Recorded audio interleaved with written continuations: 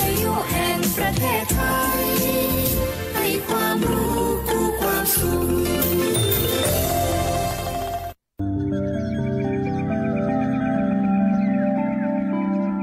สถานีวิทยุกระจายเสียงแห่งประเทศไทยจังหวัดลำปาง FM 97 เมกะเฮิรตซ์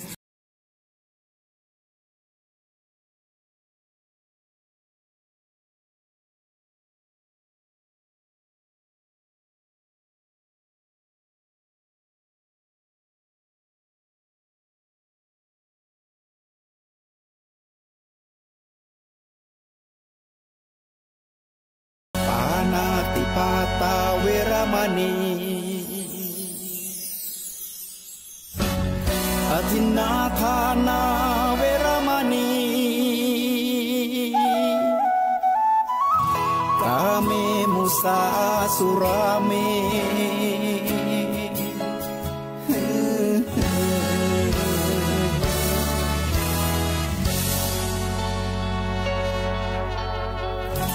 ศีลคือข้อห้ามธรรมคือข้อให้พุทธองค์ตรัสไว้ชี้ทางใจให้ภาคเพียรเบญจศีลเบญจธรรมท่องจำสมัยเราเป็นนักเรียนธรรมะไม่เคยแปรเปลี่ยนแต่เรายังจำได้มาทวงคำมันหมู่บ้านศีลห้าคือเป็นพันธะ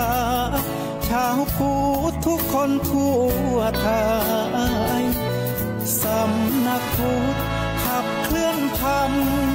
จุดเทียนสว่างที่กลางหัวใจสังคมจะร่มเย็นได้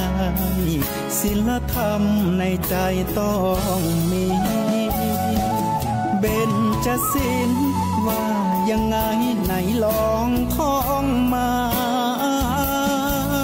ข้อหนึ่งห้ามฆ่าสัตว์ข้อสองห้ามลักทรัพย์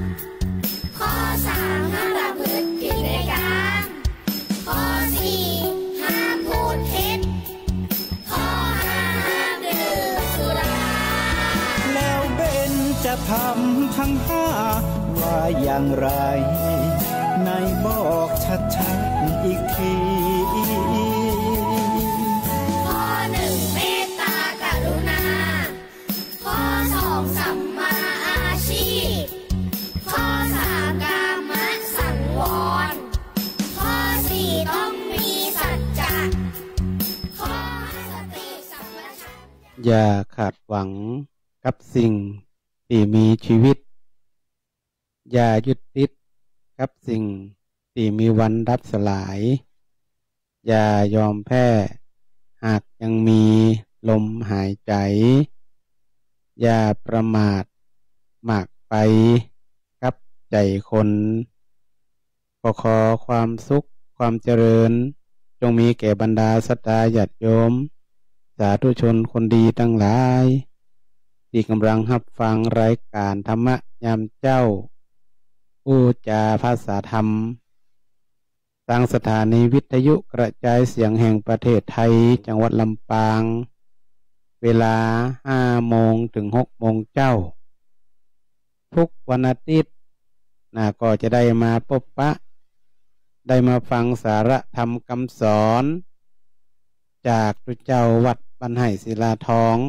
ถึง2 รูป 2 ตน 2 องค์อย่างเช่นเคยวันนี้ก็เช่นเดียวกันเด้อศรัทธาญาติโยมเราก็ได้มาพบมาปะกันถือว่าเป็นการมาฮือคอคิดสกิจธรรมธรรมะที่เพียงพอเพียงในการที่จะเอาไปใช้ดำเนินชีวิตประจำวันเป็นธรรมะง่ายๆเป็นว่าสบายบ่ต้องฟังที่มันยากเกินไปเอาฟังแบบเจ้าบ้านเฮาเนี่ยถ้าเฮาเข้าใจธรรมะแบบพื้นฐานแบบเจ้าบ้านทั่วไปเฮาแล้วนี่ธรรมะที่มันยากขึ้นไปเฮาก็จะเข้าใจดียิ่งขึ้น มันก็ถึงแบบปนเรื่องศีลเรื่องธรรมเรื่องการให้กินให้ทานเนี่ยศรัทธาญาติโยมมันเป็นพื้นฐานเรื่องการให้ทานเรื่องการรักษาศีลเรื่องการเจริญภาวนาเนี่ยเป็นห้องว่าเป็นธรรมะพื้นฐานถ้าเขาเข้าใจธรรมะ2-3ตัวนี่ได้นี่ถ้าเขาก็เป็นห้องว่าเขาก็จะได้สามารถไต่เต้าไปถึงธรรมะชั้นสูงเรื่องของการปฏิบัติเรื่องของจิตเรื่องของกรรมฐานขึ้นไปแหมนี่มันก็จะสูงระดับขึ้นไปเรื่อยๆนะเพราะนั้นเขาก็เอาแบบพื้นฐานแบบง่ายๆแบบที่เขาหู้หันอยู่ตามสถานการณ์ปัจจุบันเนี่ยเพื่อที่เขาจะได้ปรับตัวให้มันอยู่ได้กับสถานการณ์ปัจจุบันธรรมะคำสอนของพุทธเจ้านี่เขาสามารถนำมาใช้ได้ทุกข้อทุกอัน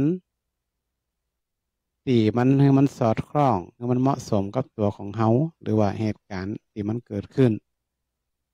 อย่างที่เขาท่านทั้งหลายได้ฟังกันมาตลอดพระสงฆ์องค์เจ้าเพิ่นก็ได้มามาจามาเทศน์มาบรรยายมาบอกมากล่าวมาเล่าให้ศรัทธาญาติโยมทั้งหลายฟังเนี่ยว่าบัดเดี๋ยวนี่มันวิถีใหม่เนี่ยเขาจะต้องปฏิบัติจะได้มันถึงจะอยู่ได้เรื่องของความพอเพียงกะเรื่องของความบ่ประมาทกะเขาจะใช้วิถีชีวิตจะได้ตีให้มันอยู่ได้กับสถานการณ์ปัจจุบันโรคโควิดเขาก็บ่ต้องไปกลัวมันมากเกินไปก็ขอเขาได้ป้องกันตัวเองถึงแม้ว่ามันจะติดนักระบาดนักช่วงนี้ทุกที่ทุกแห่งทุกหนถือว่าเป็นพื้นที่เสี่ยงเป็นพื้นที่มีความเสี่ยงสูงในการที่สามารถติดได้แต่สิ่งที่สำคัญก็คือเขาต้องเซฟตัวเขาต้องระมัดระวังตัวของเขาเองเขาจะป้องกันจะได้บ่ให้รับเชื้อโรคดังกล่าวแล้วก็บ่ได้นำเชื้อนั่นไปปล่อยเนาะภาษาบ้านเฮาก็ไปปล่อยคนอื่นแหมอย่างนี้นะก็คือเอาไปแผ่กระจายให้กับคนอื่นแหมสิเขาก็ต้องรู้วิธีการศรัทธาญาติโยมเอาง่ายๆมันก็ความจริงมันก็ต้องควบคู่กันไปกับเรื่องของธรรมะอยู่แล้วมันจะต้องคู่กันถ้าเราบ่มีธรรมะเนี่ยก็อยู่บ่ได้บ่มีศีลบ่มีธรรมอยู่ด้วยกันบ่ได้เพราะนั้นการที่เราปรับตัวอยู่ในสภาพแวดล้อมอย่างอี้เนี่ยเราก็ต้องดูว่าเขาจะอยู่จะได้อยู่กับคนอื่นได้อยู่ร่วมกับครอบครัวเขาได้อยู่ร่วมกับสังคมได้ถึงแม้ว่าสถานการณ์นี่มันจะมีความรุนแรงหรือว่าระบาดหนักขึ้นแต่ว่าโรคของโควิด2019นี่ทางรัฐบาลเองก็มีนโยบายมาเรื่อยๆศรัทธาญาติโยมเนาะเป็นนโยบายเจอแจกจบอย่างเปิ่นนี่นะเจอแจกจบเขาก็โห่กันอยู่แล้วเนาะต้องติดตามต่อไปเรื่องของข่าวสารการปฏิบัติตนปฏิบัติตัวเรื่องของโควิด2019คิดว่าแหมน้อยหนึ่งคงจะได้ประกาศเป็นโรคประจำถิ่นไปแล้วก็ถือว่าเขาก็จะใช้ชีวิตตามปกติได้ละแหมประเมินนานนี่ดังนั้นก็ขอเขาทุกท่านได้ตั้งความบ่ประมาทอยู่ในตัวเขาอยู่ตลอดเวลาก่อนที่จะเข้าเรื่องราวก็แหมเรื่องหนึ่งก็ขอฝากกับศรัทธาญาติโยมทั้งหลายเนาะช่วยกันเป็นหูเป็นตาเรื่องของหมอกควันไฟป่าตอนนี้นี่เป็นทางการราชการก็คือท่านผู้ว่าจังหวัดลำปางเป็นประกาศงดเผาแล้วตอนนี้ตั้งแต่วันที่1 มีนามาละเพราะว่าตอนนี้ค่า PM อย่างต่างๆมันก็สูงขึ้นเรื่อยๆเนาะถ้าเป็นใบไม้ใบหญ้าอย่างเขาก็เอากองรวมกันไว้ก่อนบ่ต้องจุดบ่ต้องเผาเตือกก็ได้เขากองรวมกันไว้มันเอาน้ำฮดน้ำจาดมันก็เดี๋ยวมันก็ย่อยสลายได้นะศรัทธาญาติโยมมันก็สามารถที่จะเอาไปรีไซเคิลทำเป็นอย่างก็ได้อยู่แต่ก็เป็นใบไม้บางอย่างที่สามารถไปทำปุ๋ยได้แต่มันก็ย่อยสลายได้แต่ต้องใช้เวลาน้อยใบไม้บางอย่างนี่เพราะฉะนั้นศรัทธาญาติโยมทั้งหลายเนาะช่วงนี้ก็ขอทุกท่านได้มีความหล่อมไม้หล่อมมือกับทางการเปิ่นว่างดก่อนเด้อช่วงนี้เนาะเปิ่นก็ขอความหล่อมไม้หล่อมมือมาตั้งพระสงฆ์องค์ข้าเจ้าเวลาไปเทศน์ไปบรรยายที่ไหนก็ขอเป็นเปิ่งปากเปิ่งบุญกุศลกับพระเจ้าเนี่ยว่าไปบอกไปกล่าวศรัทธาญาติโยมด้วยว่าตอนนี้ก็เขาช่วยกัน ถึงวัดถึงบ้านถึงหน่วยงานราชการต่างๆเนี่ยเขาก็ต้องให้ความร่วมมือกันว่าเขาจะงดในการเผาก่อนช่วงนี้เป็นว่า60 วันประมาณ2 เดือนเนี่ยที่เป็นงดเผาเด็ดขาดนี่นะสถาญาติโยมทั้งหลายเนาะก็ต้องช่วยกันบอกกล่าวให้ลูกหลานญาติพี่น้องที่อยู่บ้านใกล้เรือนเคียงเนาะว่าช่วงนี้ขยะทุกอย่างก็ให้งดเผาก่อนเขาก็เก็บแยกไว้ก่อนเอารวมกันไว้ก่อนก็มีหน่วยงานที่เกี่ยวข้องเปิดก็ยังมาช่วยจัดเก็บขยะให้อยู่เพราะนั้นถ้ามันมีความจำเป็นที่สุดตอนนี้นี่คงจะเผาไปได้แล้วเก็บรวมไว้ก่อนอันนี้ก็เป็นนโยบายเนาะหรือว่าเป็นคำประกาศจากท่านผู้ว่าราชการจังหวัดก็คิดว่าเกือบทุกจังหวัดนะเพิ่นก็คงจะได้มีการประกาศงดการเผาในช่วงนี้ในเขาจะไปมีความเจือแบบพิษสถาญาติโยมก็เจือว่าเผาแล้ววักหวานจะโป่งพ่องแมงมดแดงจะเต้งพ่องอย่างพ่องอีนะอันนี้มันก็เป็นความเจือแบบเก่าแบบพิษสถาญาติโยมความจริงเท่าถึงพักหวานเนี่ยไฟบ่ไหม้มันก็ถึงโป่งอยู่แล้วถ้าถึงเวลามันโป่งมันถึงโป่งมันถึงออกยอดเขามาต้องไปเผามันก็ได้ถ้าเอาไปเผามันนี่มันก็จะได้จ้าไปแหมอาจจะบัตันกินสกัมพักหวานนี่นะเพราะฉะนั้นเต่าตีได้สัมผัสกับปลามาเนาะความจริงแล้วเรื่องการเผาปลานี่มันไม่ได้เกี่ยวกับพักหวานเลยพักหวานนี่ถ้าถึงเวลามันโป่งมันอยู่ที่ฝนตกนี่ก่อนที่จะเข้าในเรื่องเนาะเรื่องธรรมชาติอย่างของพักหวานสักน้อยหนึ่งเนอะสถาพอช่วงนี้มันเป็นฝั่งพักหวานพอดีถ้าฝนปีใดฝนตกหนักเนี่ยมันตกหนักแต่มันยุดจ้าเนี่ยพักหวานจะโป่งจ้าประมาณเดือนมีนาประมาณเดือน6นี่เนาะถ้าบ้านนอกก็ประมาณเดือน6แต่ปีไหนถ้าฝนมันมีน้อยเนี่ยมันจะโป่งประมาณเดือน5ก็คือกุมภามาปีนี้สังเกตว่าแสดงว่าฝนตกหนักพักหวานบางตีกำลังโป่งบางตีก็ยังโป่งเตือป่าเพราะว่ายังใบไม้มันยังเขียวอยู่มันยังไม่ค่อยโลนปีนี้ยังพักหวานมันโป่งจ้าถึงเวลาโป่งมันถึงโป่งสถามันจะไฟใบไม้มันก็ถึงโป่งหยอดออกมาซอนใบมันมอดเต่าที่ไปหันไปสัมผัสมาในป่าเพราะนั้นความเชื่อเรื่องการเผาเพื่อจะให้พักหวานโป่งก็อย่างต่างๆนี่มันเป็นความเชื่อที่บ่ถูกต้องมันเป็นการทำลายป่าแล้วก็ไปฆ่าต้นไม้เนาะต้นไม้น้อยๆนี่ก็จะตายหมดแล้วก็ที่สำคัญนี่มดแดงที่เขาอดสอบกินเต้งมันเนี่ย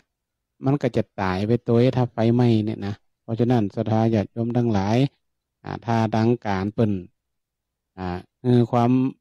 ขอความร่วมมือจะได้เขาก็ต้องปฏิบัติตามมาตรการของเปิ่นตัวเนาะอย่างฟักหวานนี่ก็ใครที่ไปป่าไปอย่างช่วงนี้เปิ่นก็มีมาตรการอยู่เนาะต้องระมัดระวังเวลาไปหาของป่าเนี่ยก็ต้องระมัดระวังแต่ถ้าไฟไหม้มันนี่เขาจะบัดตันกินผักหวานศรัทธาญาติโยมเพราะว่ามันจะต้องไปโป่งที่หลังเพื่อโป่งแหมข้างหนึ่งหยอดมันฝนตกไปเหียพอฝนตกก็กินมาได้ละอันนี้เป็นห้องว่าเป็นสิ่งที่ตัวของอาตมาเองเนี่ยได้สัมผัสกับป่าได้ไปหันกับธรรมชาติที่มันเกิดขึ้นแต่เพราะนั้นการบะเผาในดีที่สุดบ่ว่าปลาบ่ว่าไหนก็แล้วแต่นะบ่เผาในดีที่สุดจะได้มันก็ตึงมีอยู่แล้วเนาะเอาละตอนนี้ได้เรื่องของปลาเรื่องของผักหวานเรื่องของหมอกควันเนาะที่เป็นนโยบายสำคัญในช่วงนี้ตัวศรัทธาญาติโยมเขาก็ให้ความหลงไม้หลงมือก็เปิ่นเนาะพระสงฆ์ของข้าเจ้าก็อาจจะได้ช่วยเป็นกระบอกเสียงบอกกล่าวให้กับศรัทธาญาติโยมเนาะเขาก็จะสร้างคุณงามความดีรักษาป่ารักษาธรรมชาติร่วมกันด้วยการที่เขาเผาป่าแล้วก็เผาขยะในช่วงนี้เพื่อสุขภาวะหรือว่าสุขภาพที่ดีของเขาแล้วก็ของคนลำปางของเขาตัวเนาะตอนนี้ก็คิดว่าน่าจะได้เวลาเนาะที่จะได้ฟังรุ่นน้องหรือพระอาจารย์หนึ่งเป็นจะได้เล่าเรื่องของพุทธธรรมนายต่อจากครั้งที่แล้วได้เกิงหนึ่งวันนี้เรามาฟังแห่งกรรมแล้วว่าเกิงหนึ่งเนี่ยแห่ง8 ข้อเนี่ยมันจะเป็นจะได้เนาะว่า ปีเปิ่นทำนายไว้มันจะเกิดขึ้นจริงหรือไม่จริงจะได้นี่ก็ขอให้คณะศรัทธาญาติโยมทุกท่านเนาะได้ตั้งอกตั้งใจรับฟังจากรุ่นน้องหรือว่าพระอาจารย์หนึ่งเป็นลำดับต่อไปขอกราบนมัสการท่านพระครูที่เคารพอย่างสูงเจริญสุขสวัสดีกับบรรดาพ่อแม่พี่น้อง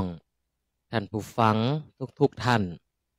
ที่ได้รับฟังสถานีวิทยุยามเจ้าธรรมะยามเจ้าทุกวันอาทิตย์ก็จะได้ปะกันกับพระสงฆ์องค์เจ้าวัดบ้านไห่ศิลาทองที่อูทิ้งไว้ในคราวก่อนนั่นก็คือเรื่องของพุทธธรรมนาย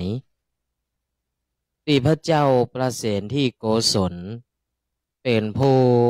สุบินหันหรือว่าฝันหันสิ่งหลายอย่างซึ่งเป็นข้อกังวลใจกว่าจะเกิดเป็นเพศภัย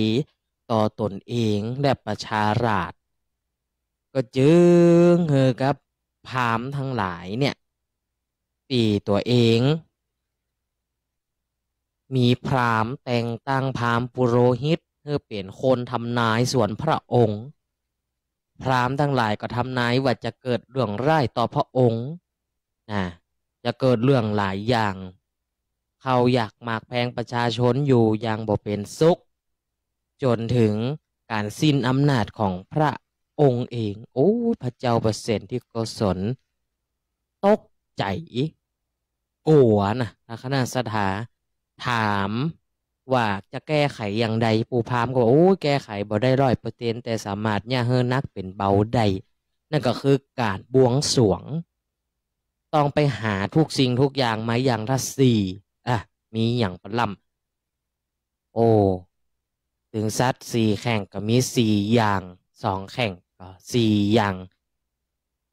หามาสปะซาเป็ดก็เลยเป็นที่กังวลใจผู้เป็นภรรยาผู้เป็นเมียมเหสีเอกเนี่ยเลยว่าท่านก็ย่ำไปถามพระพุทธเจ้าผู้ที่เป็นมหาพราหมณ์เหนือกว่าพราหมณ์ทั้งสิ้นเป็นผู้ฮู้ทั้ง3โลกมีไผฮู้ต่อพระพุทธเจ้าล่ะท่านก็ลองไปถามมันพอพระเจ้าประเสนที่กุศลว่าเฮาลืมไปแต่ก็ป้ากันไปถามข้าวก่อนได้อูกันในเรื่องของความฝันของพระเจ้าประเสนที่กุศลจนคณะศรัทธาได้ฮู้แล้วในบางส่วนนั่นก็คือ8ข้อแถม8ข้อตั้งใต้นี่เป็นสิ่งที่น่าสนใจนะท่านทั้งหลายเป็นเรื่องเกี่ยวกับการทำนายบ้านเมืองในปัจจุบันโดยเป็นในเรื่องการทำนายของนักปราชญ์ราชบัณฑิตตลอดจนถึงนักบวชทุกสิ่งทุกอย่างพุทธเจ้าว่ามันจะเกิดขึ้นเมื่อพระพุทธศาสนาของพระองค์เดินทางมาได้กึ่งพุทธกัปก็คือ 5,000 ปีเนี่ยกัปหนึ่งที่เปิ้นมีการทำนายไว้ว่าพุทธศาสนาจะยั่งยืนได้อยู่ 5,000 ปีตอนนี้เดินทางมาได้ 2,500 กว่าปีละทางคณะศรัทธาทั้งหลายแถมตั้งหลังจะมีอย่างพ่องก็คือทางคณะศรัทธาได้ตั้งจิตตั้งใจจดจำลองคิดพิจารณาช่วยกันคิดว่าปัจจุบันนี่มันจะมีแต่ก่อมันเกิดขึ้นแต่ก่อหรือว่าคำทำนายข้อไหนยังบ่เกิดขึ้นก็คือทางคณะศรัทธาได้รับฟังแล้วก็คิดพิจารณาไปด้วยกันเนาะความฝันของพระเจ้าประเสนที่โกศลข้อที่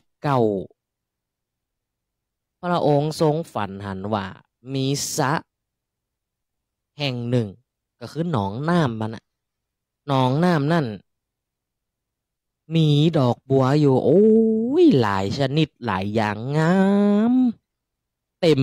สระเต็มห้วยเต็มหนองมีสัตว์ทั้งหลายมาเปิ่งปิงอาศัยกินน้ำกินหนองกินบัวก็ปรากฏว่าในวงที่สัตว์ไปกินเนี่ย ย่ำลงน้ำย่ำลงหนองปรากฏว่า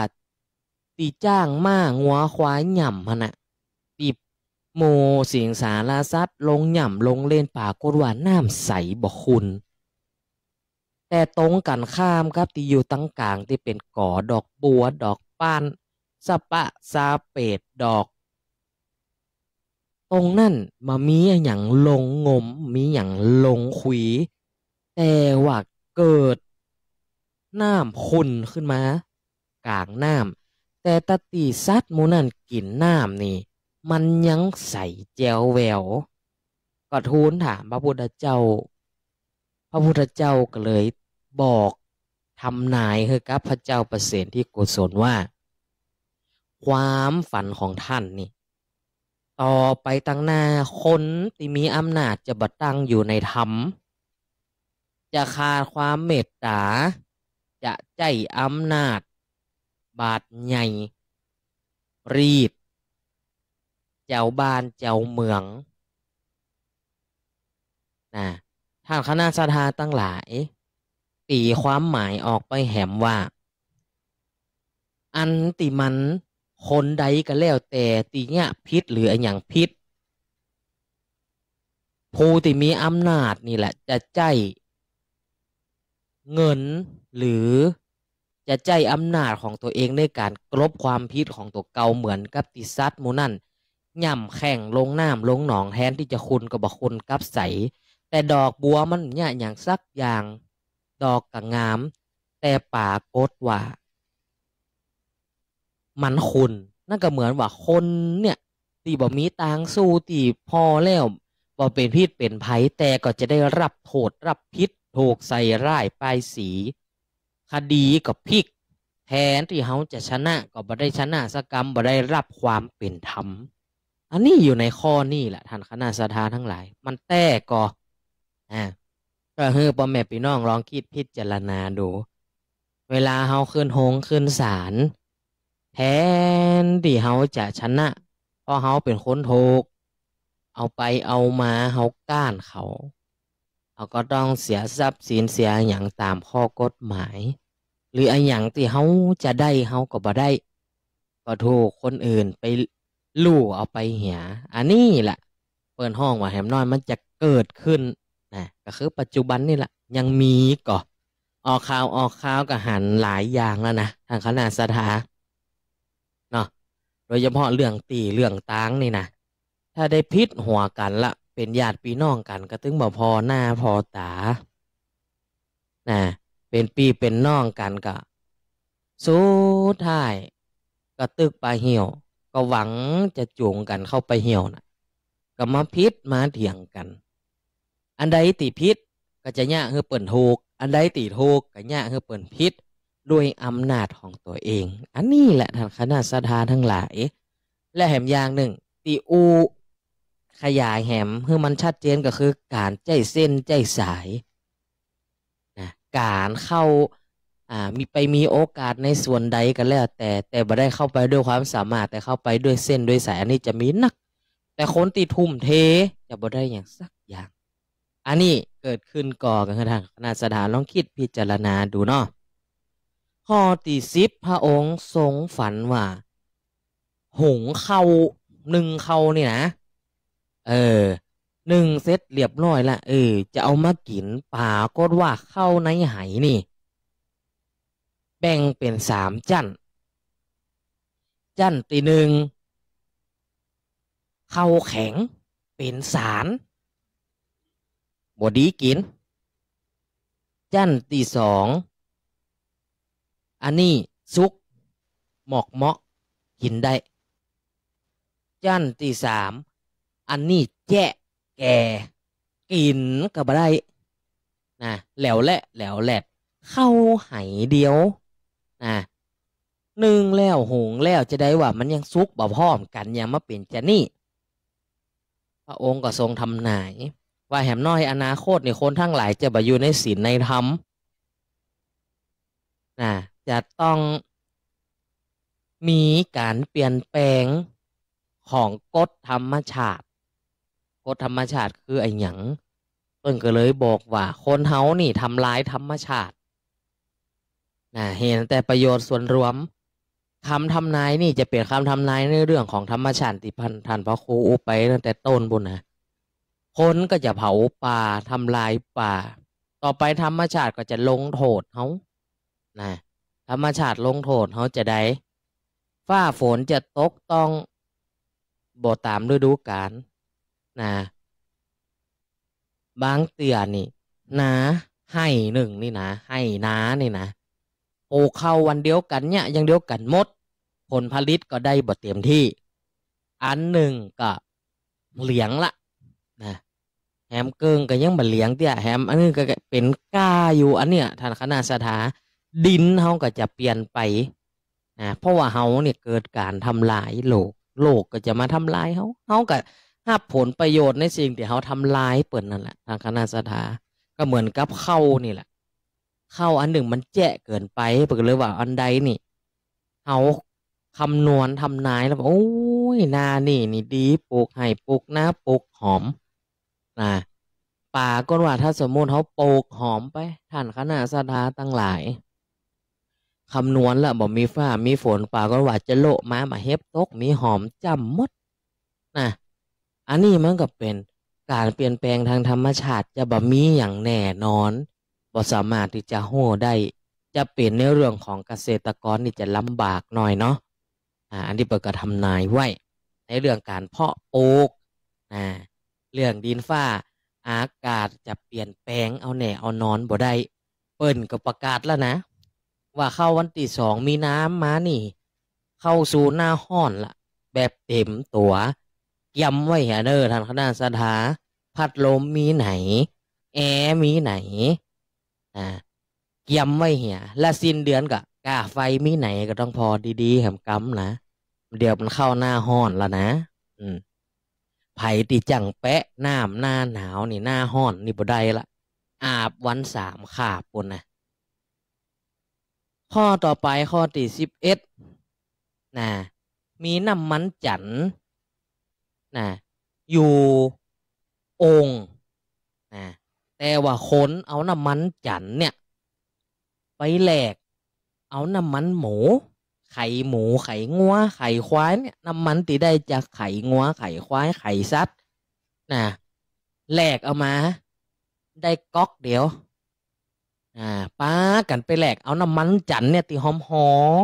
มเนี่ยตีสกัดเอามาจากต้นจันแก่นจันเนี่ยเอาน้ำมันจันไปแหลกกับไข่หมูไข่งัวไข่ควายถ้วยเดียวอันนี้ก็พระองค์ก็งึดก้าวตัวเก่าว่ามันเป็นอย่างนะคนเฮานี่พระเจ้าก็ทรงทำนายว่าอันนี้จะเป็นการทำนายในเรื่องของนักบวชนักปราชญ์ราชบัณฑิตคนที่มีความโหความทำสามารถเป็นตีเปิ่งของประชาชนเจ้าบ้านได้อันนี้เป็นเรื่องของในส่วนนี้เปิ้นก็ทำนายว่าภายภาคหน้าพระภิกษุสงฆ์องค์เจ้าก็ดีนักบวชไหนก็ดีนักปราชญ์ราชบัณฑิตไหนก็ดีจะเกิดกิเลสตัณหาบางพ่องก็เป็นอารัชชีหนีมาบวชเพื่อเอาพุทธศาสนาบังหน้าบวชเพื่อต้องการกอบโกยเปิ้นก็เลยทำนายไว้ว่าพระภิกษุอารัชชีเห็นแก่ได้ทั้งหลายแทนที่จะเอาน้ำทำคำสอนของพระพุทธเจ้าไปสั่งสอนให้ท่านคณะสัทธาลุดพ้นได้ฮู้ว่าอันไหนถูกอันไหนควรแต่กลับบ่เป็นจะนั่นกลับใจเพื่อเป็นเครื่องมือทำมาหากินหาปัจจัยบริจาคเข้าตัวเองเหมือนกับเอาแก่นจันทร์หรือน้ำมันจันทร์เปรียบเทียบกับคำสอนของพระพุทธเจ้าไปแลกเอาเงินเอาทองหมายความว่าไปแลกเอาไข่งัวไข่ควายมาซึ่งบ่มีค่าอะไรอย่างเลยอันนี้เปิ้นทำนายไว้อย่างชัดเจนออกข่าวมาหลายเรื่องหลายแล้วนะท่านคณะสัทธาออกข่าวสัปปะคือเจ้าเฮานี่นะเปิ้นห้องว่าเกิดกิเลสตัณหาในใจนี่นักแกเอาน้ำทำคำสอนของพุทธเจ้านี่ไปบอกกล่าวโอ้ยอันนี้มีแต่นะท่านคณะสัทธาพอข่าวมา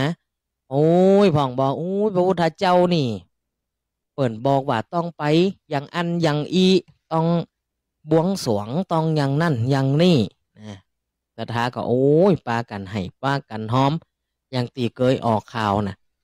ตีว่าตู้เจ้าใจเครื่องโยนีกุดหัวตัวเก่าเนี่ยนะปาเจ้าบ้านกับเจียตัวเนี่ยเอาน้ำทำคำสอนไปใจในทางดีพิษเนี่ยมันก็เลยเป็นการตีว่าเป็นช่องโบในสมัยพุทธกาลพระเจ้าอาโศกก็เหมือนกันท่านคณะสถาพระเจ้าอาโศกนี่เลื่อมใสพุทธศาสนาศรัทธาในพระสงฆ์องค์เจ้าในการปฏิบัติพ่อเห็นสามเณรนี่โครสก็จึงได้อุปถัมภ์เอาพระสงฆ์นี่ไปเฮียนที่มหาลัยนาลันทาเป็นมหาลัยแห่งแรกพระเจ้าอาโศกเป็นผู้อุปถัมภ์เนี่ยคนหันว่าโอ้ยเป็นตู้เจ้านี่สบายพอพระเจ้าอาโศกนี่ปาทหารไปเฝ้าเลี้ยงโดมอย่างไปกวนไปคุยพระสงฆ์องค์เจ้าห่ำเหียนก็ป้ากันหนีไปบวชเป็นพระอรชีบวชแบบบวชถูกต้องตามพระวินัยบวชแบบบ่มีลักบ่มีฐานก็เลยหนีไปบวชพระเจ้าอาโศกหู้เขาก็ยับฆ่าแล้วก็ไล่หนีออกจากประเทศนี่ทางคณะสถานทั้งหลายมันมีมาตั้งแต่สมัยปุ้นสมัยพระเจ้าอาโศกสมัยพุทธกาลก็มีมันเลยเป็นช่องโบก็ตีว่าโอ้ตัวเจ้าอยู่วัดนี่สบายบ่เจได้เนี่ยอย่างหลายคนพอจะนี่พอจะนี่ทางคณะสถานทั้งหลายมีไผ่นี่ดีมาแต่เกิดแล้วมีไผ่ดีเต่ากันพระสงฆ์องค์เจ้าก็ดีบ่เต่ากันแต่ละรูปแต่ละตนมีความดีบ่เต่ากันดังนั้นคนติบ่ดีเลยตูเจ้าติบ่ดีเลยออกข่าวออกแล้วทางคณะสถานก็จะไปเหมารวมบ่ดีเหมารวม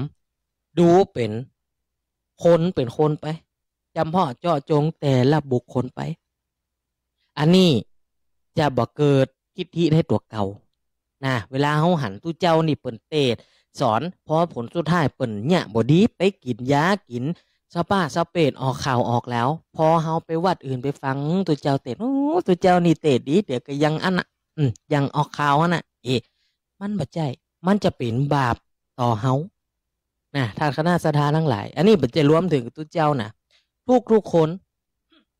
เพราะว่าจะเป็นเปื้อนบ้านเดียวกันมันต้องดูทุกข์มันต้องดูหมิ่นมันต้องเหยียดหยามเปิ้นจะดีก็เรื่องของเปิ้นบ่ดีก็เรื่องของเปิ้นเปิ้นก็ได้รับกรรมของเปิ้นเองอย่างตัวเจ้าเนี่ยบ่ดีก็รับกรรมของเปิ้นไปโดนจับซึกก็ออกข่าวประจานก็บ่มีหน้ามีตาในสังคมอันนี้ก็เป็นบาปกรรมที่เปิ้นเนี่ยไว้อันนี้เปิ้นก็ห้องว่าสวรรค์นี่ลงโทษละเทวบุตรเทวดานี่เปิ้นหันเปิ้นลงโทษละท่านคณะสถานทั้งหลายอันนี้ข้อนี่แม่นย้ำเลยข้อต่อไปข้อที่12พระองค์ทรงหันว่าน้ำเต้าเป่านี่นะแห้งแล้วเนี่ยตกจมอยู่ปื้นสายปุ่นมันพิษธรรมชาติมันแทนที่จะลอยเหนือน้ำก็บ่ลอยจมอยู่ปื้นปุ่นมันเป็นเพราะไอ้หยังมันคืดไอ้หยังพุทธเจ้าก็บอกว่าโอ้ยในอนาคตกำอูของคนตีบ่ควันเจือถือก็เหมือนกับน้ำเต้าที่มันแห้งเนี่ยมันเป็นกำอูที่บ่น่าเจือถือมันเบาแต่คนนี่ไปเจือมันก็อย่างคือมันจมคนเนี่ย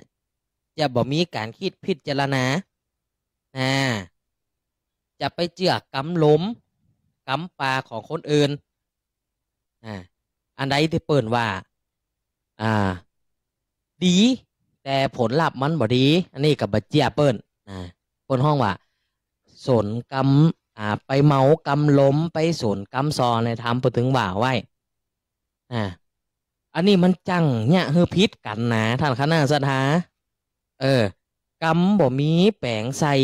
กำบ่ใหญ่แปลงเอานี่เปิดถึงว่าไว้แต่แล้วก็บ่เจียนี่บ่เจียนี่บางคนนี่อันพอหันกับหูกับตานี่ถึงจะเจียบางคนนี่เปิดเล่าอย่างให้ฟังนี่เจียหมดคนจะมีการคิดพิจารณาที่พระเจ้าประเสริฐที่โกศลเปิดฝันเนี่ย แอมน้อยเปิ้นบอกอีหยังห้ามเนี่ยอีเด้อห้ามเนี่ยอีเด้อจะรู้เนี่ยพอพีดผ่านมาแล้วก็โตดตัวเก่าโตดคนนั่นคนนี่อันนี้ก็เป็นคำทำนายในข้อที่12ข้อที่13แผ่นศิลาหินเนี่ยแผ่นหินนี่นะใหญ่เต่าเลี้ยนี่คนนั่งได้3คนนะปรากฏว่ามันลอยน้ำแทนที่มันจะจมมันหมายความว่าจะได้พุทธเจ้าว่าโอ้ก็เหมือนข้อตะกี้นะตะกี้กรรมที่มันบ่น่าเชื่อถือแต่เขาก็เชื่อถืออย่างคนบ่มีเงินบ่มีท้องนี่คนตุกคนยากนี่นะจะไปเจี่ยหยังก็บ่ฮู้เปิ้นบอกคือทำการทำงานเปิดฮื้อวัน200เอาน้อยใครได้ปุ่นวัน500เปิ้นบอกคือไปช่วยใส่พักใส่ไม้ใส่นี่ฮะเด้อไปช่วยเปิ้นเอาพักไปขายเอานี่ไปขายเนี่ยการเกิงวันเปิ้นฮื้อ300มาเอาปุ่นใครได้350 400ปุ่นแล้วก็เข้าจีนเข้าหนังเปิ้นไผจะไปจ้างเปิ้นฮื้อไปเพียวบ้านเพียวจองก็บ่ไปเปิ้นใจไปเอาหญ้าก็บ่เอานี่ก็คือคนเนี่ยหยังอันนี้พอเปิ้นบอกว่าปูนมาเดียวในป่าปุ่นไม้ตะเคียนนี่มันตกมันเขาไปขอหวยแล้วได้กันเนอไปเตอะเพียได้หวยเพียรวยมาไปขอติ๊กติ๊กไปไหว้ติ๊กติ๊กแต่การงานตัวเก่าบ่เนี่ยแล้วมันจะหาตังรวยก่อโอ้ยป้าไปบนหลายตีหลายตังนะไปบนสปาตีใครได้เงินถูกหวยแล้วมันตีหนึ่งใจนี่ใจศีลแต่เฮาพอตัวเก่าว่าเฮาเนี่ยการเพียงพอที่เฮาจะสำเร็จก่ออันนี้ใจดูถูกทางคณะสถานนะพ่อแม่พี่น้องเฮาเป็นหนี้เป็นศีลเฮาก็ต้องฮู้ว่ารายรับเฮาตัวใดรายจ่ายเฮาตัวใดรายจ่ายเฮาใจหนักใจเรื่องอันหยังกับเหล้ากับยากะกับการแต่งตัวเสื้อผ้าหน้าผมกะเครื่องสำอางกะกล้ากินกะกล้ากินก็จะไปกินแต่กินว่ากินหมอกอิ่มต้องไปเป็นมือไปถ้าซื้อมานักโอ้ยถ้าซื้อมานักก็เก็บใส่ตู้เย็นมาตอนก็อุ่นมาแล้งก็อุ่นกินได้เอาพองอิ่มแล้วเหรออิ่มแล้วเหรอกองมันมาอิ่มละปากเสาะหาใครกินนั่นใครกินนี่ซื้อมาเป็น10 ถุง20 ถุงอิ่มแล้วเหรอมาสนใจยังเดี๋ยวก็ไปหาเดี๋ยวก็ไปซื้อนี่อยู่ปากกองนี่มันได้เนี่ยถ้าเขาได้สดาเขาต้องดูเหตุดูผลแผ่นหินศิลานี่อันอย่างที่มันเป็นที่น่าเจียถือเนี่ยกบเจียเปิ่นถึงบอกว่าที่ไหนมีศรัทธาที่นั่นบ่มีเหตุผลที่ไหนมีเหตุผลที่นั่นบ่มีศรัทธาที่เปิ่นมีเหตุผลใส่หมวกกันนอกเด้อศรัทธาคือความเจียนะเหตุผลใส่หมวกกันนอกเปิ่นเพื่อใส่หมวกกันนอกเปิ่นเพื่อขาดเข็มขัดในละภัยเด้อเพราะว่าหยังมันกันหัวแตกเวลารถสแลบมาอย่างน้อยมันยังช่วยชีวิตได้มีเหตุผลแต่มีศรัทธาบ่เจียบ่ใส่มันเกิกและตีเปิ่นบอกว่าที่ไหนมีศรัทธาที่นั่นบ่มีเหตุผลเจียไปหมดเปิ่นบอกกับเจียไปหมดมีเหตุผลแล้วฮู้ได้จะได้แล้วไปเจียเปิ่นจะได้กับเปิ่นว่ามาจะเนี่ยอย่างบัดเดี๋ยวนี้เปิ่นมีแก๊งคอเซ็นเตอร์โลโทรมาจุมาหลายมีเว็บไซต์สปะสเป็ดโลพอเปิ่นว่าไปจุไปโดนเปิ่นจุเปิ่นล็อกจะได้กันเนี่ยมันว่ามานี่จะได้สะดังแสนก็เอากะเฮาก็ได้บ่ได้พิจารณาก็โดนเปิ่นจุเปิ่นหลอกไปนี่หั่นก็คณะสถามันเกิดขึ้นยังในยุคของเฮานี่ข้อต่อไปทางคณะสถาเปิ้นฝันหันเขียดตัวน้อยนี่ไล่ติกินงูกับปุดไปเป็นเกิงเขียดนี่นะเข้าไปกินงูมันเกิดขึ้นอันหยังพุทธเจ้าท่านจ่วยอันชี้แจงแถลงไข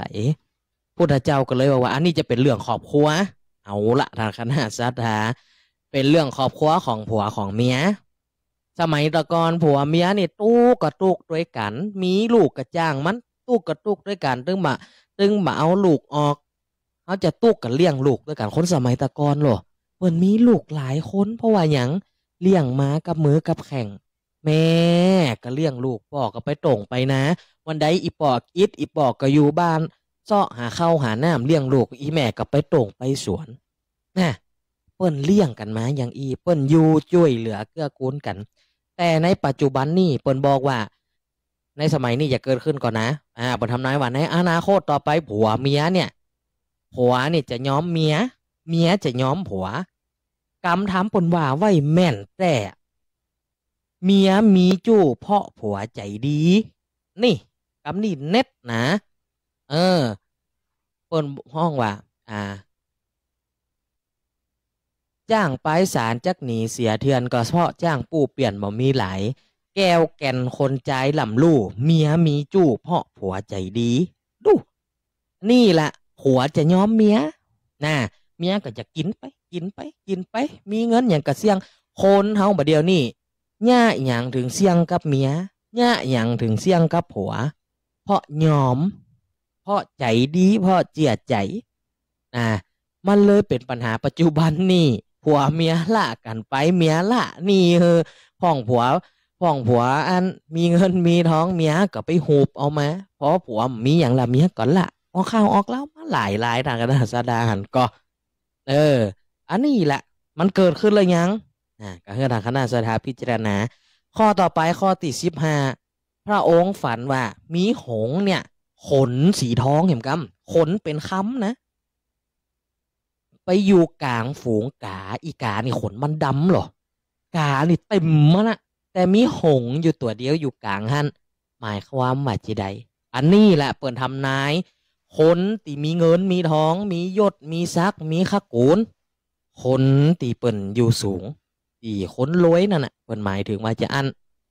ต่อไปคนรวยนี่ก็จะเหลิงในอำนาจของตัวเก่าโมคนรวยด้วยกันกับบัจเจียหน้าถือตาอวดนั่นอวดนี่เขาก็จะบัจเจียโมระดับชนชั้นเดียวกันจะบัจเจียก็จำเป็นได้มาอยู่รวมกันกับคนตีบ่มีเงินมีทองคนตีบ่มีขกูลได้ได้หาเปลี่ยนหาฝูงหาคนหาเปื่อนตีขกูลบ่เท่ากันบางคนนี่ทางคณะสถามีเงินมีทองนี่ดูถูกเขานะบางคนนี่เวลาตัวสุขสบายนี่บ่เจ็บพอหน้าพอตาเปิ้นพ่อปู่นั่นลูกอันเหียนบ่จบปุ่นไปหับจ้างก่อเสาก่อศาลาปุ่นแปลงกำแพงพอลูกเฮานี่เหียนดีนี่พอเปิ้นเฮานี่สบายมีเงินมีเฮานี่สบายมีหนี้มีสินพ่อปู่นั่นลูกกำยากกันพอแบกขับบกขึ้นหล่องตุกไปตายไปสวนไปนะพอถึงตาตัวเก่าไปขอเปิ้นเป็นลุงเดียวอันไข่แปลงหลังคานี่มาช่วยกำบอกเวลาจะใจเปิ้นนี่ใจเปิ้นดีเวลาเปิ้นมดข่ามดนี่ในสายตาตัวก็จะบ่ใหญ่ดีปรีดาเกิดขึ้นก็ทางคณะสถาไผดิเกยอย่างอี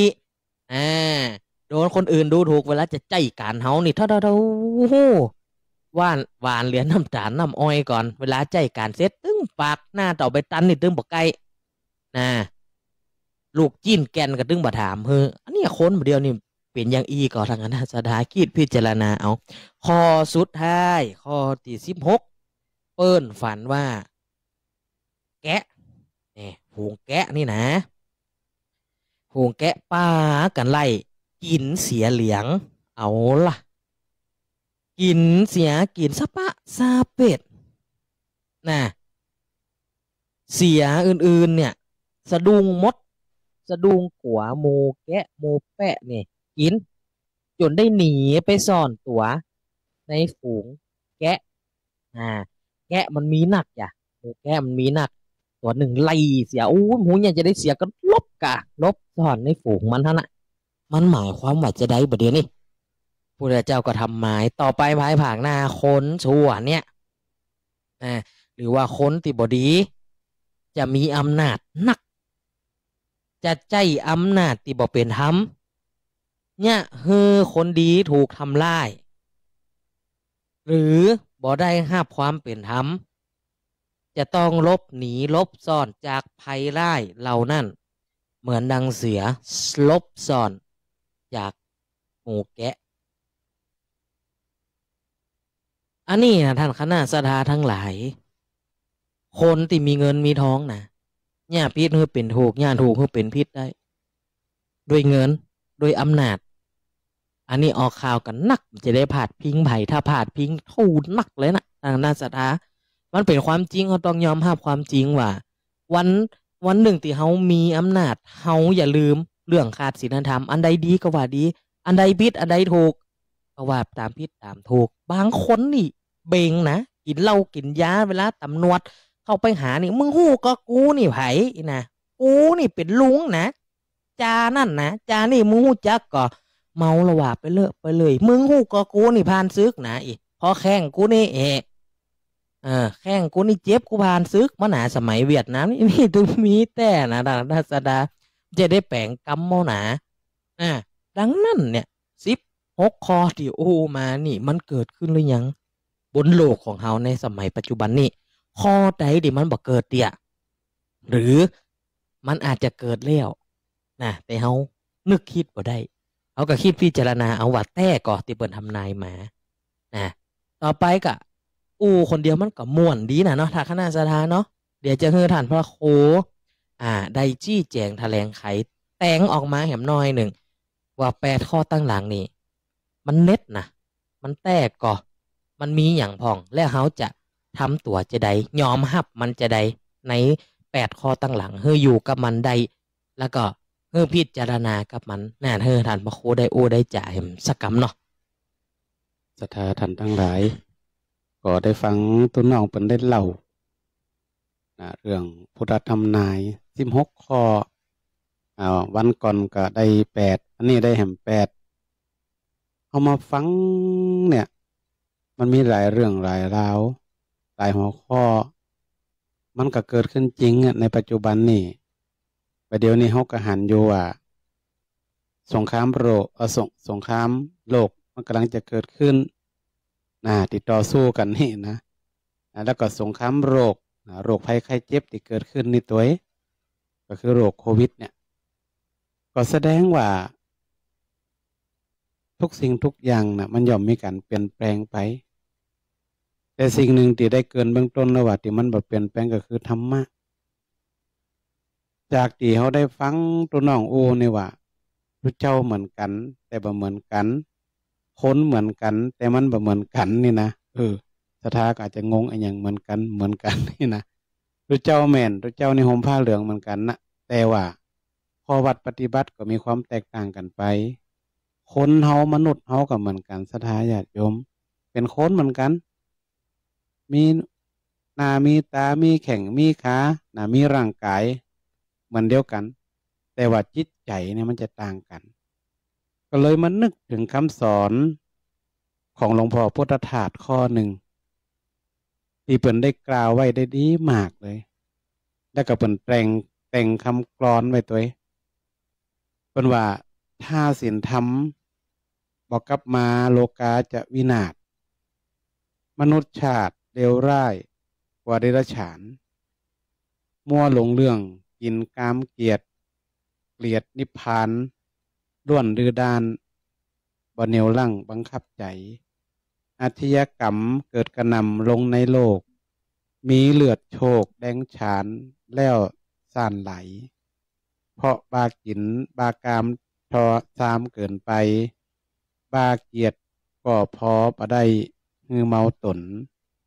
อยากครองเมืองครองโลกโยกกันใหญ่บ่มีไขเมตตาไขฮือทรัพย์สนพอศีลธรรมได้กลับมาปาหมู่คนฮือผ่านพ้นวิกฤตการณ์ตันเวลาอันนี้เป็นคำกรที่ท่านหลวงพ่อพุทธทาสเพิ่นได้แต่งไว้เพิ่นกล่าวไว้ว่าถ้าศีลธรรมมากลับมาโลกานี่จะวินาศก็คือมันมีปัญหาวุ่นวายสะเปื้อนสะปันหลายอันปัญญางศรัทธาญาติโยมอย่างนี้หันเนี่ยปัญหา108ปัญหานั่นปัญหานี่มันก็แต่เฮาก็มองไปถึงว่าพุทธธรรมนายเนี่ยที่เพิ่นได้ทำนายไว้เนี่ย8 ข้อหลังก็ดีหรือว่า8 ข้อแรกก็ดีที่ไว้ถึง16 ข้อเนี่ยมันอยู่ที่ศีลธรรมอย่างเดียวนะ ศีลธรรมอย่างเดียวถ้าคนเฮาทุกคนเนี่ยบ่อยู่ในศีลบ่อยู่ในธรรมนี่มันลำบากมันเกิดขึ้นจริงแล้วก็อันตรายอาจจะโลกาเฮาเนี่ยอาจจะวินาศอาจจะเกิดปัญหาขั้งยิ่งใหญ่ก็ได้ในโลกเฮาอันนี้เฮาโอ้ถึงชาวพุทธแต่ถ้าโอ้ถึงว่าผู้ที่นับถือศาสนาอื่นเฮาลองธรรมะนี่ไปจับพอมันก็เป็นไปได้ศรัทธาญาติโยมว่ามันก็เป็นไปได้ว่าคนเฮาทุกคนถ้าเกิดความรักความเมตตาบ่ฮักกันบ่หยังกันนี่มันก็อยู่ด้วยกันลำบากที่เฮาหันเกิดขึ้นณปัจจุบันนี่ก็เป็นข่าวถึงวันนี้ก็มีอยู่แล้วอันเนี้ยเพิ่นเฮาว่าพุทธทำนายนี่เพิ่นหมายถึงการทำนายไว้ล่วงหน้าสมัยพุทธเจ้าเพิ่นแล้วเพิ่นทำนายไว้ว่ามันเดี๋ยวมันก็เริ่มเกิดขึ้นเพราะว่าพระพุทธศาสนาเนี่ยเพิ่นจะดำรงอยู่ได้ประมาณ 5,000 ปีศรัทธาญาติโยมเดี๋ยวมันเกินกึ่งมาละถ้าเริ่มเกินกึ่งขึ้นมาแล้วก็แสดงว่าเริ่มเพิ่นว่าเริ่มที่จะมีเหตุการณ์แปลกๆมันเกิดขึ้นในสังคมไทยเฮานี่เฮาในประเทศไทยเฮานี่ใกล้ๆนี่ว่าเริ่มเปลี่ยนแปลงแล้วทุกสิ่งทุกอย่างที่มันเกิดขึ้นเนี่ยก็เพราะอย่างเฮามองแหมอย่างนึงก็คือว่าสถานการณ์เปลี่ยนคนเฮามันเริ่มทำลายธรรมชาติอย่างที่อาตมาได้เกริ่นขึ้นเบื้องต้นนะว่าเฮาเริ่มทำลายธรรมชาติเนี่ยมันก็เริ่มทำลายเฮานะยิ่งถ้าเฮาบ่ได้ฮักธรรมชาติปฏิบัติตามหลักธรรมชาติที่มันเกิดขึ้นจริงเนี่ยเฮาก็อยู่ลำบากเหมือนกันมันก็จะกลับมาทำลายเฮาถามว่าแล้วสุดท้ายเฮาจะไปที่ไหนมันจะมีการสิ้นสุดคำว่าสิ้นสุดนี่หมายความว่ามันตึกแต่สิ่งหนึ่งที่มันบ่ตึกก็คือธรรมะหรือว่าสิ่งที่มันเป็นธรรมชาติเนี่ยมันบ่มีการสิ้นสุดก็เหมือนกับอเดียวเนี่ยศรัทธาญาติโยมทั้งหลายเฮาก็มานึกถึงวิถีชีวิตแบบเก่าวิถีชีวิตแบบอยู่กับธรรมชาติเพิ่งปะอาศัยกันย้อนกลับมาดูว่าเทคโนโลยีบางทีมันไปตั้งหน้าติ๊กๆมันก็ตึกเหมือนกันนะบางครั้งมันก็ตึกแล้วก็ต้องกลับย้อนมาเนี่ยอาตมาก็เลยคิดว่าต่อไปในอนาคตนี่อย่างของพุทธธรรมนายนี่มันถึงเกิดขึ้นแน่นอนอยู่แล้วเพราะตอนนี้มันก็เริ่มเกิดขึ้นละหลายเรื่องหลายอย่างหลายราวมันเกิดขึ้นมาอยู่แล้วเพราะนั้นในอนาคตมันนานนี่ก็มาแน่อาจจะเกิดขึ้นหนักกว่านี้ก็ได้โดยเฉพาะละอ่อนรุ่นใหม่ลูกหลานตาลเต้าเล็กละอ่อนมันเนี้ยที่จะเป็นคนมาเป็นหัวดำเนินชีวิตต่อเขาไปเนี่ยมันก็ต้องมีการเปลี่ยนแปลงอย่างอาตมาได้อู้เหมือนกับอาทิตย์ที่แล้วว่าวิถีชีวิตการดำเนินชีวิตบางอย่างมันจะต้องเปลี่ยนไปแน่นอนการกินการอยู่การมีปฏิสัมพันธ์ซึ่งกันและกันนี่มันก็ต้องเปลี่ยนแปลงไปยกตัวอย่างเรื่องการนึ่งข้าวอย่างที่เขาอู้กันเนี่ยนึ่งข้าวเป่าไฟนี่ในอนาคตนี่ดีมันดีอาจจะหายไปก็ได้ร้านที่ขายหายข้าวหม้อนึ่งนี่ถ้าจะไม่ได้ขายละในอนาคตเพราะว่าอย่างเพราะละออนแถมยุคหนึ่งเนี่ยอาจจะมีการแค่สั่งซื้ออย่างเดียวสั่งซื้อกินบ่ได้นึ่งข้าวเองละเพราะว่าบัดเดี๋ยวนี้มันก็มีละบางครัวเรือนบางท่านบางคนก็บ่ได้นึ่งข้าวนะเดี๋ยวนี้มันก็หายไปก็มีละถามว่าไฟมีก่อนเดี๋ยวนี้การนึ่งข้าวว่าใครมีเพราะอย่างเขาใจแก๊สก่อนในเขาดังไฟมีควันขึ้นมีอย่างบัดเดี๋ยวนี้เขาใจแก๊สเอาหรอกมันไม่ใครมีควันละบัดเดี๋ยวนี้นะแหมยุคหนึ่งอาจจะหายไปนี่เป็นเพราะว่าวิถีชีวิตหรือว่าธรรมชาติของคนในบรรพบุรุษเขาที่เปิดได้ทำมาเนี่ยมันก็เริ่มเปลี่ยนไปนี่ศรัทธาก็ลองติดตามลองดูไปเรื่อยๆนะว่าเหตุการณ์บ้านเมืองหรือว่าสถานการณ์ตามที่พุทธธรรมนายเป็นกล่าวไว้เนี่ยมันจะเป็นจะได้ผ่องเต่าที่เขามองถึงวันนี้มันเริ่มเข้ามาไกลติ๊กๆละไกลมาติ๊กๆก็คือว่าไกลความจริงเข้ามาติ๊กๆละเพราะนั้นเขาก็ต้องปรับเปลี่ยนเจ้าบ้านเขาก็ต้องปรับเปลี่ยนวิถีใหม่เขาถามว่ามันเนี่ยพิษกับปัจจัย อันนี้บ่ทุกข์ก็บ่ใจนะมันเป็นเพราะว่ามันจะเริ่มเปลี่ยนวิถีใหม่ละวิถีชีวิตตามสถานการณ์โลกตามสถานการณ์ทุกสิ่งทุกอย่างที่มันเกิดขึ้นเนี่ยแต่ว่าในเรื่องของธรรมะเนี่ยเพิ่นก็ว่าต่อไปในอนาคตเนี่ยเพิ่นก็ทำนายไว้เหมือนกันว่าต่อไปพระพุทธศาสนาเนี่ยอาจจะบ่มีคนบวชถ้ามีคนบวชแล้วคนที่บวชได้ก็แค่เป็นสัญลักษณ์อาจจะมีแค่ผ้าเหลืองมัดตัดใดตัดหนึ่งให้เป็นสัญลักษณ์ว่าเป็นนักบวชนะเป็นทำนายขนาดนี้นะถ้าผ่าน5,000 ปีไปแล้วนี่นะเขาหัวจะถึงหัวนะ5,000 ปีเนี่ยตอนนี้นะเพราะนั้นภัยต่างๆคือมันเกิดขึ้นกับพุทธศาสนาเขาเนี่ยมันมีนักมันก็ล่มสลายมาตั้งแต่สมัยประเทศอินเดียแล้วเนาะพุทธศาสนาเขาก็ล่มสลายไปก็เพราะเหตุบริษัทสีเขาเนี่ยแหละมีพระภิกษุณีพระสงฆ์พระสิกขาเนี่ยก็คือพระเจ้าภิกษุณีก็มีละในประเทศไทยเขานะแต่มีต่างประเทศก็มีสามเณรเนี่ยเป็นเหล่ากอของสมณะแล้วก็มีเจ้าพุทธเขาเนี่ยปัจจัยไม่ยิ่งที่นับถือพุทธศาสนาเนี่ยที่เขาจะทำร้ายกันเองเป็นว่าเขาทำร้ายกันเองอาจจะทำให้มันสูญสลายไปก็ได้ในประเทศไทยเหมือนกับประเทศอินเดียที่ผ่านมาเนี่ยเพราะฉะนั้นเขาเนี่ยจะได้จะให้ศีลธรรมมันกลับมาธรรมะมันจะกลับมาเพื่อที่จะได้แก้วิกฤตการณ์ของชาวพุทธของชาวโลกเขาเนี่ยคืออยู่สันติสุขได้เขาบ่ต้องอู้ไก่เขาอู้ในครอบครัวเขาเนี่ยตอนนี้มันเริ่มห่างกันเอาเนี่ยจะได้ให้กลับมาให้มันใกล้กันแคบจะไปอู้ได้จากกันถึงวันนี้เพราะอย่างก็ยังที่บอกขึ้นนะว่าสถานการณ์เนี่ยมันเปลี่ยนไปยุคสมัยมันเริ่มเปลี่ยนแต่เขาต้องช่วยกันอยู่ช่วยกันพยายามรักษาอันเก่าไว้อันใหม่เขาก็บ่ได้ทิ้งอันเก่าเขาก็ต้องรักษาไว้อยู่